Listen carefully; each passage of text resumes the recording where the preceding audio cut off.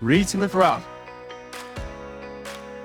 Rita McGrath is one of the world's premier experts on leading innovation and growth during times of uncertainty. So the shorthand description for what I do is I'm a professor at Columbia Business School, have been for a long time. But in other parts of my life, I advise companies, I write books and articles, I do research, and I work with organizations to try to help them really simplify and demystify this whole area of strategy, innovation, and digital transformation. That's what's kept me pretty busy for the last few years.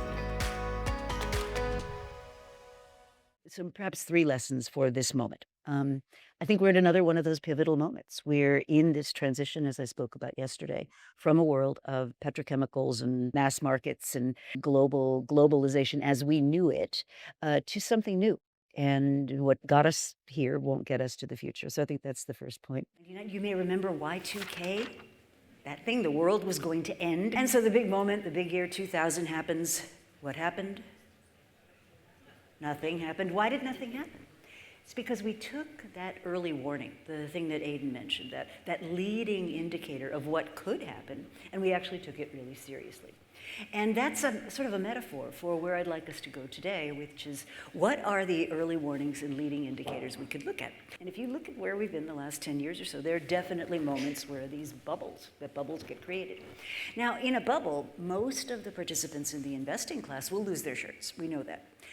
A few that win will win big. So what happens during that early frothy period is you have rising income inequality as the billionaires who win the winner-take-all markets cash in.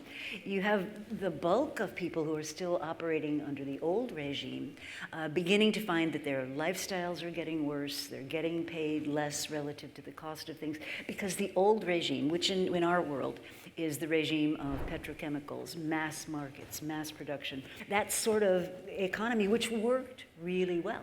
So what happens is the capital flows in there's a casino economy, we have this then period where the bubble bursts, and there's this tension. There's this, nobody quite knows where we're going, because where we are is in this transition from the old way of doing things to the new way of doing things.